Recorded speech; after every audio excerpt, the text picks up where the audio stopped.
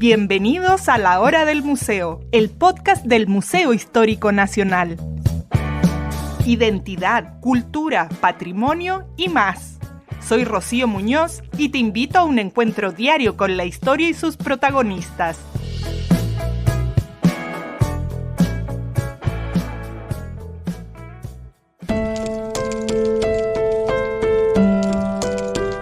Manuel Jesús Tamayo Martínez, detenido desaparecido por la Operación Cóndor en abril de 1976, tenía apenas 24 años cuando fue arrestado en plena calle en Mendoza, Argentina, junto a dos de sus compañeros del Partido Socialista por agentes de seguridad de la dictadura militar argentina. Nunca más se supo de ellos. Hoy nos va a acompañar la periodista y escritora Tania Tamayo, quien nos sumerge en la historia de su tío y de su familia, enfrentando la dificultad de buscar un ser querido cuya ausencia lo inunda todo. Lo hace no solo como periodista, sino como sobrina, nieta, hija y testigo de una herida que atraviesa generaciones. A través de cartas, testimonios, libros y relatos, va delineando el retrato de un joven idealista y de todo lo que su desaparición arrasó a su paso. Hoy nos acompaña entonces Tania Tamayo, periodista y académica de la Universidad de Chile, autora de, entre otros libros, Caso Bombas, La explosión en la Fiscalía Sur, Todos somos Manuel Gutiérrez, un mártir de la democracia, Incendio en la Torre 5, las 81 muertes que Gendarmería quería olvidar, El negocio del agua y El gran vuelo terrible, una investigación sobre un accidente aéreo en Juan Fernández.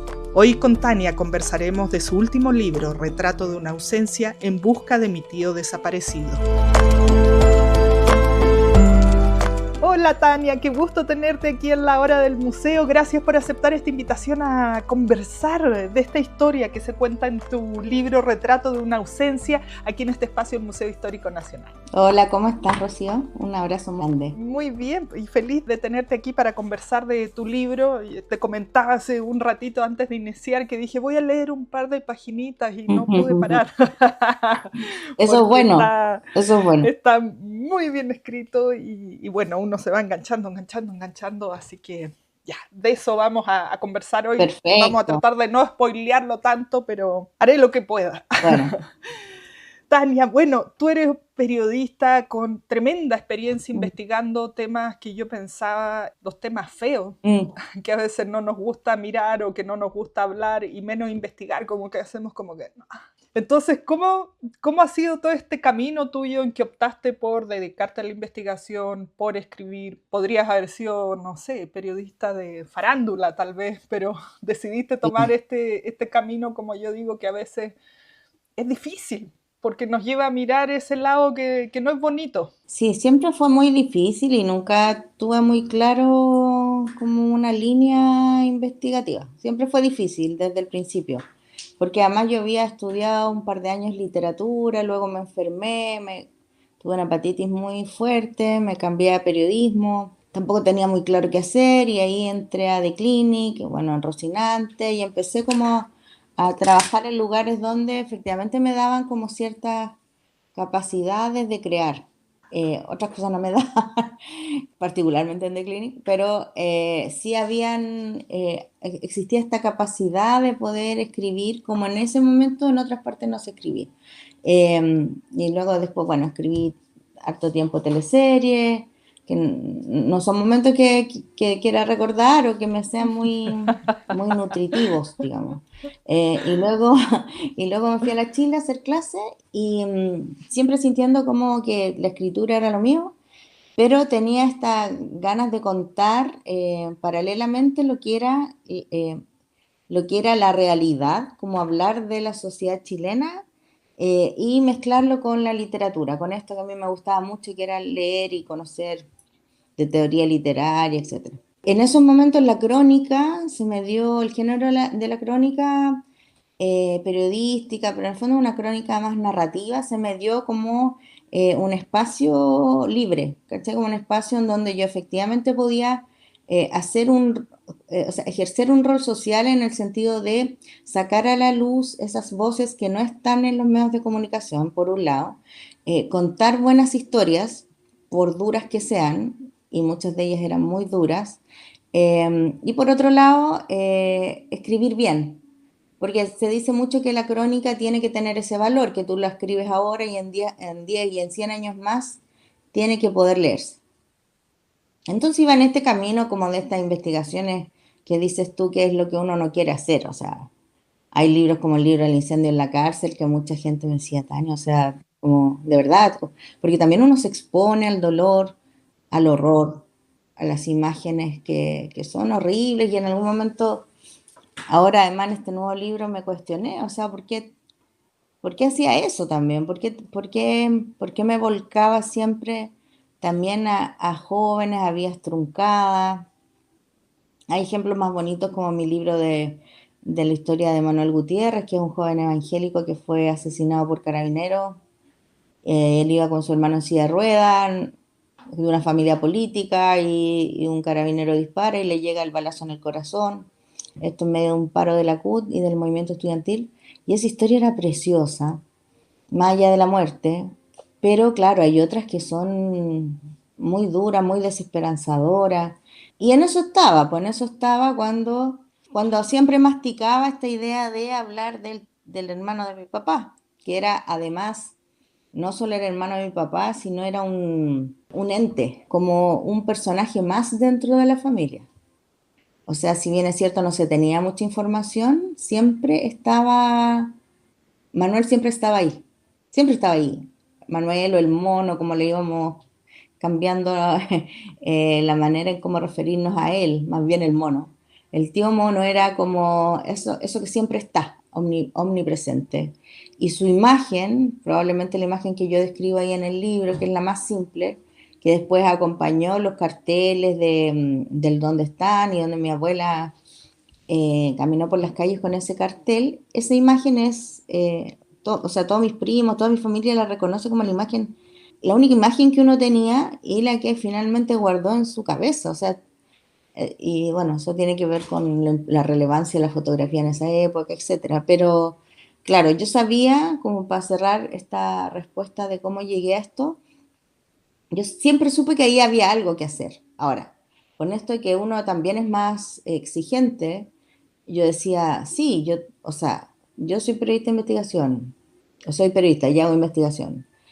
Sería muy raro que yo escribiera un libro de investigación y no lo encontrara, ¿cachai? A no ser que haga una investigación de 10 años y muy probablemente lo pueda encontrar, porque efectivamente uno puede recorrer y recorrer en 10 años, pero esto era más bien como otro tipo de investigación, era más bien con lo que empecé a conversar.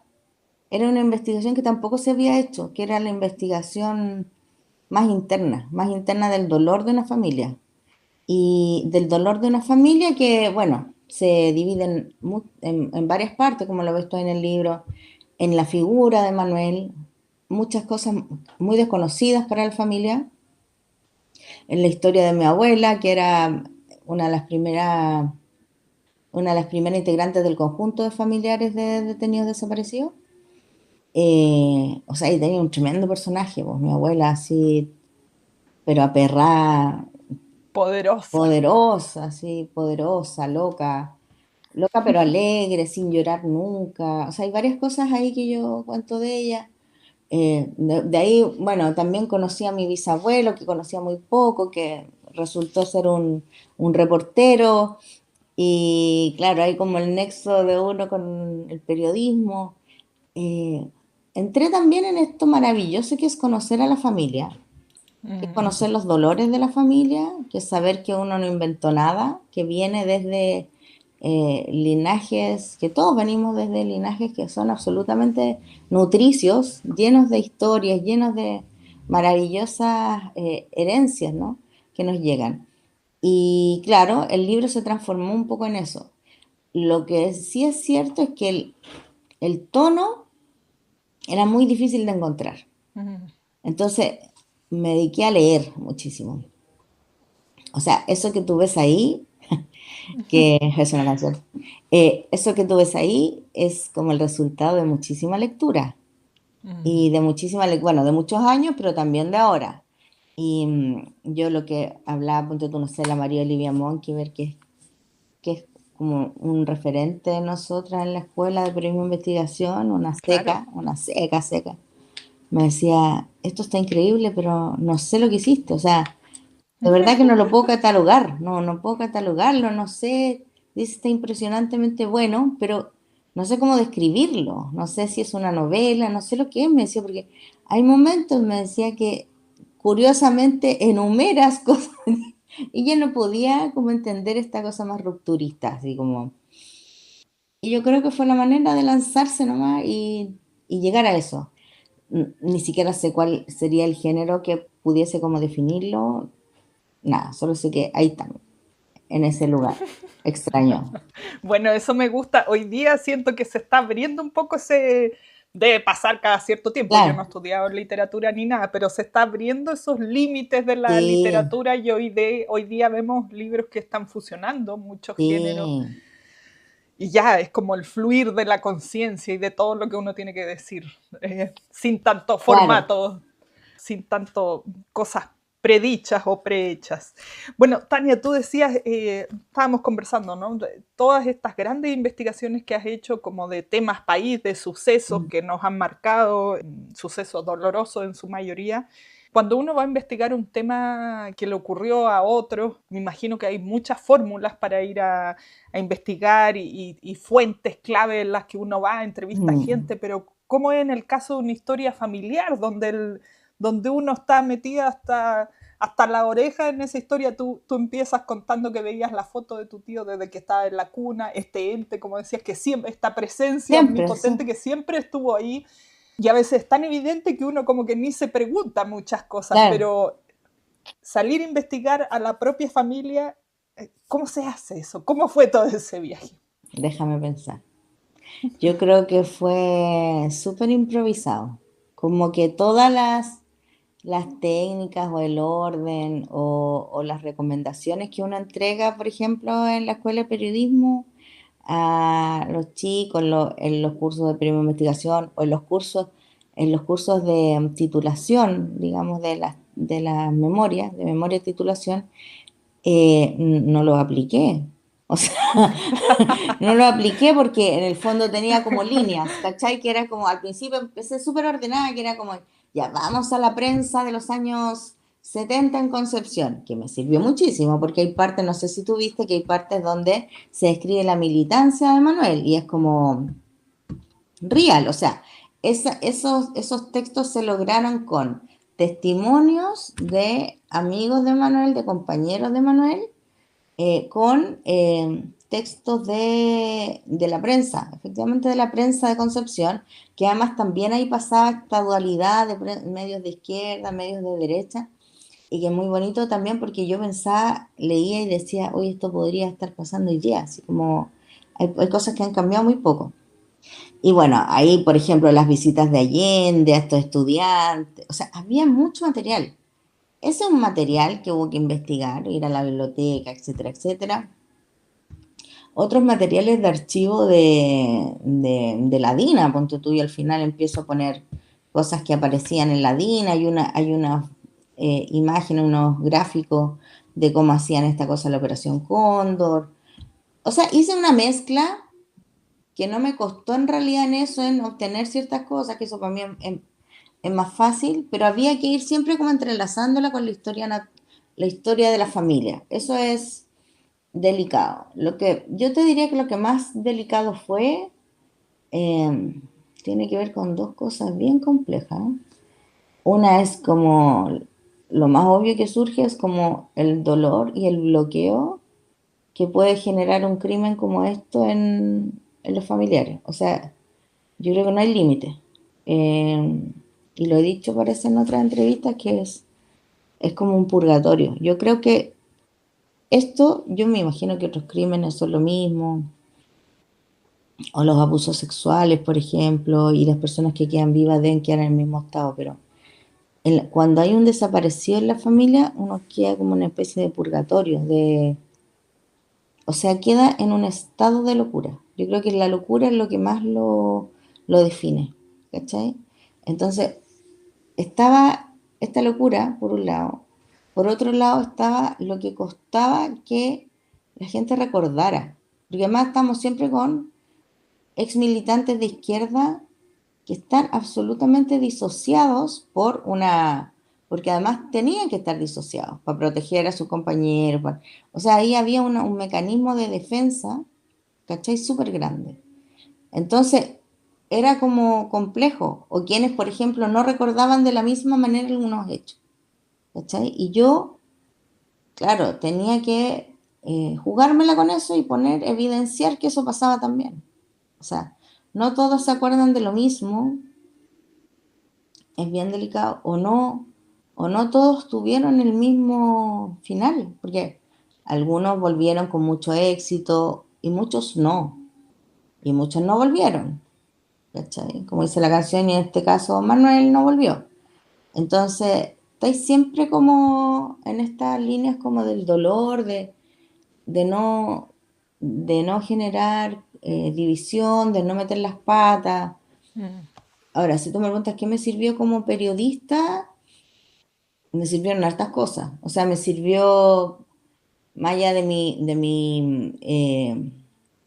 no sé, sensibilidad como persona y como familiar, como periodista me sirvió poner en valor qué era lo relevante. Entonces, me sirvió como ir jerarquizando, cómo poner cosas que valiera la pena como evidenciar. Por ejemplo, no sé, relatos de cómo Nixon en ese momento sí se estaba preocupando de Chile, lo importante que era para Chile, lo importante que era Cuba para Chile, o cómo este Manuel, que aunque le gustara, no sé si a mi familia le va a gustar eso, pero que este Manuel andaba con un revólver, que fue para mí una revelación.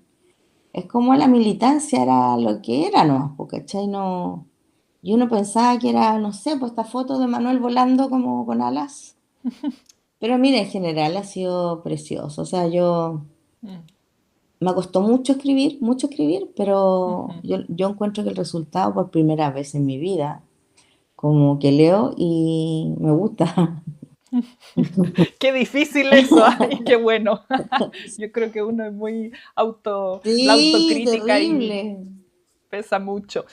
Quiero que sigamos hablando de toda la construcción de esta historia, pero creo que no hemos contado a quienes nos están escuchando hoy. Bueno, Manuel Tamayo era tu tío, como nos decías, hermano de tu papá. ¿Quién era? Los datitos pocos que podamos Ya, entregar, porque bueno, está dicho además, si no me equivoco, en la contratapa parece, si si algo no dice. adelantamos Sí, tanto eh, sí, su final también. ya. Manuel Tamayo es el hermano mayor de mi papá. Ellos eran dos mujeres y dos hombres que de una familia relativamente de izquierda, de clase media, pero bien, ¿cómo decirlo? Clase media bien ilustrada, porque ahí habían abuelos y gente y muy rodeados de políticos de la época, así bien como olor a vino navegado, así tengo la sensación de vino navegado, de cueca, ¿cachai? Pero con mucho libro, una familia llena de diarios, de lectura y todo eso. Una familia muy grande de Quinta Normal. Y bueno, Manuel tenía un año más que mi papá. Ellos eran jóvenes pertenecientes al Partido Socialista. Manuel pertenecía además, sin hacer mucho spoiler, a una línea que era una línea un poquito más dura, más bien dura, que eran los helenos.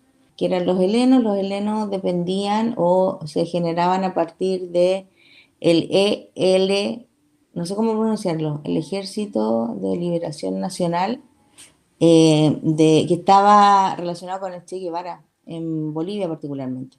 Entonces acá se supone que se constituiría un ejército. No sé, sinceramente, si en el caso de todos los militantes fue así, pero él tenía ahí y tenía en Concepción ciertas funciones que eran funciones más duras, ¿no? Como, bueno, ahí se va a explicar quién es y por qué a él se le atribuyeron ese tipo de funciones, pero Manuel al tratar de viajar, bueno, al arrancar, digamos, luego de que muchos de sus compañeros de Concepción fueron detenidos, asesinados, etcétera, él viaja a Mendoza en el año 76 y está con compañeros del Partido Socialista, lo toman detenido, esto dentro de la Operación Cóndor, porque había estado, bueno, observado por este servicio de seguridad, que era multinacional, Hay una cosa muy rara porque ahí al parecer como que lo confunden con alguien del MIR y lo relacionan con Edgardo Enríquez, que es un famoso dirigente del MIR también. Y Manuel, bueno, es detenido desaparecido, o sea, es detenido, lo hacen desaparecer en el 76, y al parecer hay ciertas como líneas que indican que a él junto a Edgardo Enríquez y a otros fueron llevados a Colonia Dignidad. Colonia Dignidad, que es, bueno, todos sabemos lo que es, un tremendo terreno de no sé cuántas hectáreas y que hasta el día de hoy, digamos, se está viendo la posibilidad de buscar restos orgánicos. Me quedo sin palabras, ¿no? Cuando vamos a esos Mm. a esa parte de nuestra historia, porque todavía suena increíble que haya pasado algo así de terrible. Me sigue afectando mucho a mí, aunque no sea mi historia personal ni de mi tío Mm. como es tu caso. ¿Cómo logras dar todos estos detalles? Porque me imagino que tu familia no sabía todo esto, te dijeron esto, nos avisaron, y de cómo fuiste sacando los hilos para ir buscando. Nos decías la prensa, entrevistaste a algunos de quienes fueron sus amigos y que sobrevivieron, pero una persona que desaparece dentro de la Operación Cóndor, ¿cómo le siguen la pista? ¿Y cómo sabes que fue parte de esto? Hay muchos archivos que se han desclasificado, pero hay mucho que Sí, se quemó, se guardó, se mira, es que perdió eso o es, que eso es, no ha sido expuesto. espérate, lo voy a anotar por si después se me olvida, pero yo creo que es súper difícil. Sí habían algunos indicios que yo los menciono en el libro. Alguna vez había llamado a una mujer, una llamada muy misteriosa, diciendo que a Manuel lo habían trasladado a Montemaravilla, que en esa época era un nombre relacionado con Colonia Dignidad. Pero también hay miles de otras versiones, sobre todo surgidas de gente del ejército. Manuel Contreras, por ejemplo, que dijo que lo habían lanzado al Río de la Plata. No estoy muy segura si es Río de la Plata o el Océano Atlántico, déjame verlo, pero es una brutalidad, da lo mismo. Pero lo que te digo es que además la Policía de Seguridad hacía cosas bien brutas, digamos. O sea, aquí yo vivo en esta casa es la casa donde vivía Manuel y que lo menciona ahí en el libro, y esta casa, después de hacerlo desaparecer, llegó la DINA con el guatón Romo a preguntar qué pasaba por Manuel y en el fondo llegaron a sondear. Y esa acción, bueno, aquí obviamente mi abuela les dijo está desaparecido porque vienen a burlarse a nosotros, no sé qué, está dentro de los archivos de Colonia Dignidad, que agruparon los alemanes, porque los alemanes tenían un muy buen archivo, 45.000 archivos creo. Bueno, uno de ellos que leí yo, donde se dice que efectivamente ellos vinieron acá a comprobar que la familia sabía que estaba desaparecido. ¿Cachai? Entonces, son muchísimos como indicios, pequeñas pistas que están por todos lados. Yo creo que esto da para largo y me pasó algo muy terrible porque se termina el libro y además conozco, después de que se termina el libro, los archivos que en estos archivos de Colonia Dignidad, claro, efectivamente hablaban en Colonia Dignidad de Manuel, hablaban de otros amigos de Manuel, eso no significa exactamente que estaba ahí, pero es todo tan delicado, ¿no? Como que vi la descripción que hacían de él, la descripción que hacían de sus amigos, donde se decía, mira, no está tan mal todavía, está respirando. Mira, es que el libro como que transita en dos líneas, ¿no? Una línea más afectiva, espiritual incluso, y en una que es más real y muy dura, muy dura. Y eso es lo que yo creo que un poco te vuela la cabeza, ¿no? Y que lo que le voló la cabeza a una generación entera.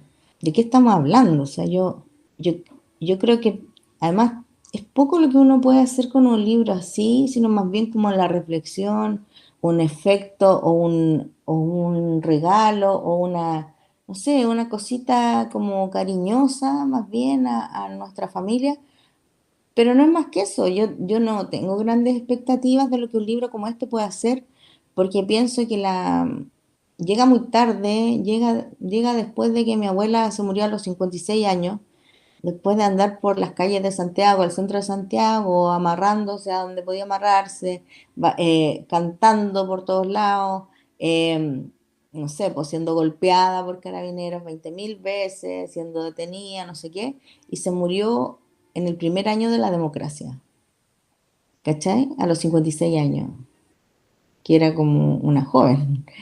Claro que sí. O sea, cuando Manuel lo tomaron, él tenía, no sé, 40. ¿Cachai? Como, bueno, finalmente todas esas vidas quedaron súper truncadas y uno, claro, como que es duro, sí, de verdad es duro.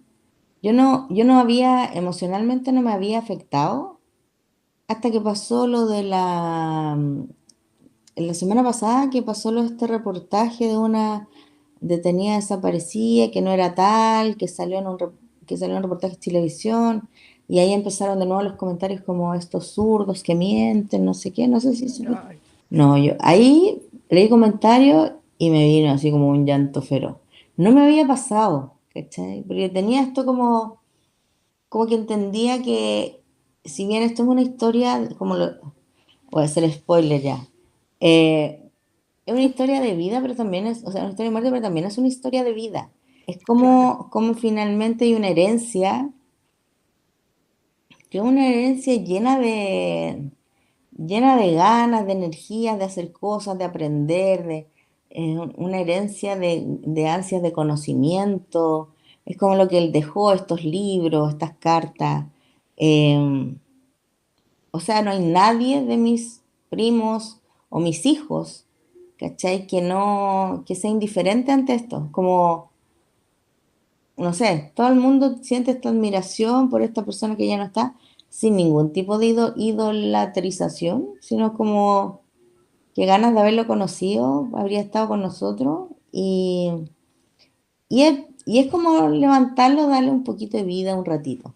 Bueno, yo creo que el libro justamente, a propósito de lo que decías hace un momento, hace eso que uno, como que para las nuevas generaciones me refiero, ¿no? Incluso quienes, no sé, como yo que era niña en la dictadura, es una constatación más de lo Mm, que pasó mm, durante esos años, que uno a veces no quiere creer porque es mucho, no sabe cómo procesar, claro, es más de eso, que creo que nunca está de más, siempre es necesario tenerlo fresco en la memoria.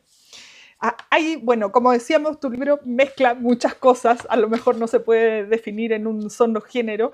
Me llamaba la atención que, por ejemplo, hay esto que es una de las directrices de la Operación Cóndor, que tú dices, que yo no entiendo nada. No sé si esto es así, es real, es un sí, documento po. oficial, ¿cómo lo conseguiste? Dice alfabeto de sustitución simple, instrucciones para cifrar y descifrar. Requiero hacer esta aclaración antes.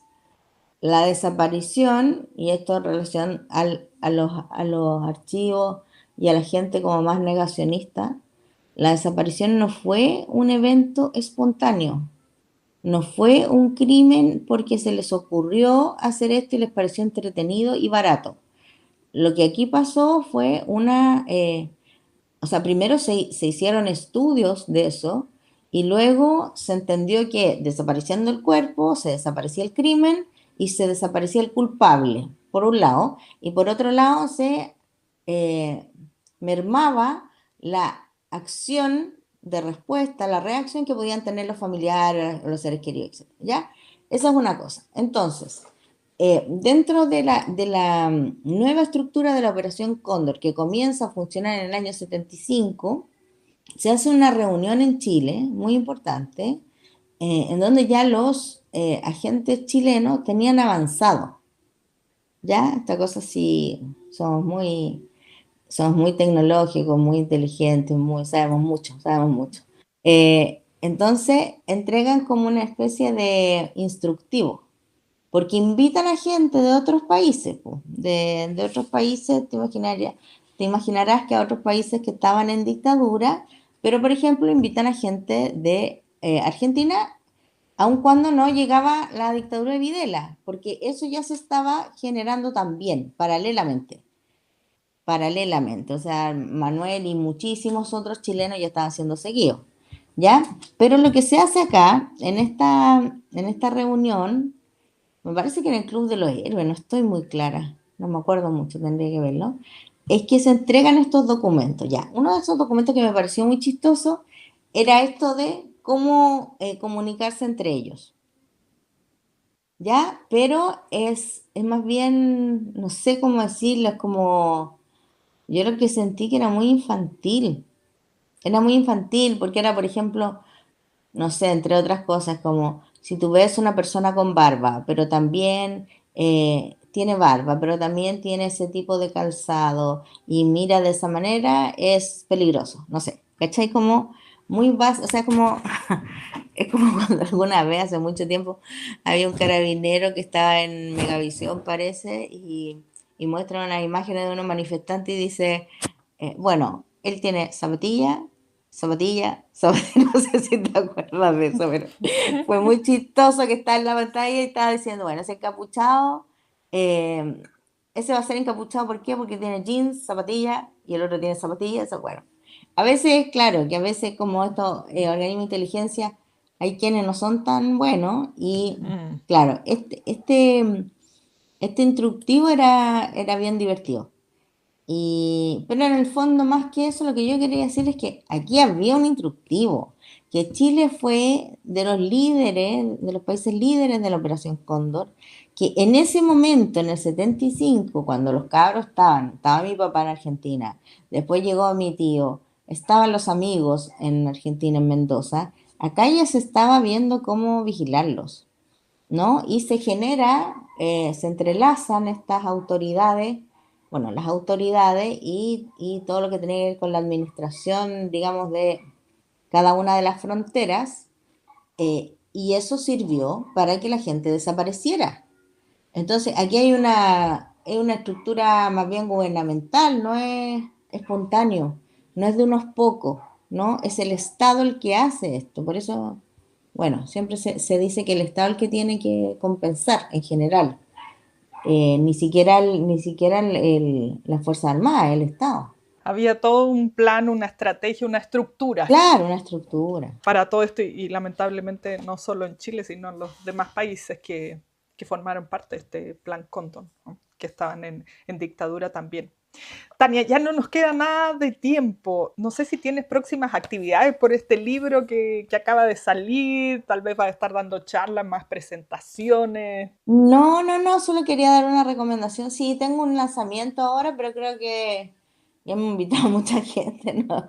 No sé si puedo seguir invitando gente. Ah, mi papá, tú comprenderás que están invitando a toda la gente como de la época, de los Por amigos, la supuesto. familia, los de Concepción, los de no sé dónde, entonces ya es como, es de ellos y yo estoy feliz con eso ya, como pero sí me gustaría invitar a la gente que lo lea, porque si bien es cierto, es la historia de una pérdida, es la historia de una pérdida donde tenía desaparecido de alguien que no está y que no hay como hacer un duelo, es la pérdida en general, o sea, es la historia de la muerte y de la vida dentro de una familia, porque es como esos seres siguen viviendo con nosotros y nos siguen entregando valores, eh, es más delicado aún, o sea, es como, sí, está bien, pero mi abuela también murió y también nos dejó cosas, mi otro abuelo y así, así los papás de mi papá. Y yo creo que hay como de rescatar un poco, hacer esas crónicas familiares. Yo creo que son sanadoras, son cariñosas. Y esta es una historia que aunque está en un género muy extraño, que solo como que me tiré nomás a escribir, que, bueno, espero que crean que está bien escrito. Tiene que ver con cómo seguimos con nuestros seres queridos al lado. Y eso fue escrito con mucho respeto y espero que así se entienda también. Eso, no tengo más actividades, solo invitar a leerlos, a adquirirlos. No es un libro que tenga un público tan grande, me imagino, es más bien como un libro muy sensible, muy especial. Yo lo pensé como, ¿sabes qué? Lo pensé como un objeto, como que sentía que esto podía ser como un objeto de, no sé, de acompañamiento, de regalo. Sí, yo creo que es un objeto, por lo mismo que trae este material diverso y cómo va pasando por estos distintos géneros que decíamos, y Claro, no solo para alguien que tenga a lo mejor algún familiar que no, claro, desapareció, sino para cualquier persona que ya no tenga a alguien querido cerca. Es todo un proceso, ¿no? De sí. alguna manera un duelo, por un así duelo, decirlo. pero es un duelo que a veces también puede ser un duelo cariñoso, nutritivo, un duelo que nos haga sentir que no estamos solos, etcétera. Eso sobre todo. Antes de despedirnos, Tania, ¿se vienen futuros proyectos? ¿Estás investigando por ahí otras cosas? ¿Vas a volver al mundo exterior? ¿Vas a seguir con la familia? ¿O No, mira, descanso luego de este gran trabajo? no, que yo tengo una vida terrible, así como que autoflagelante y nunca voy a descansar.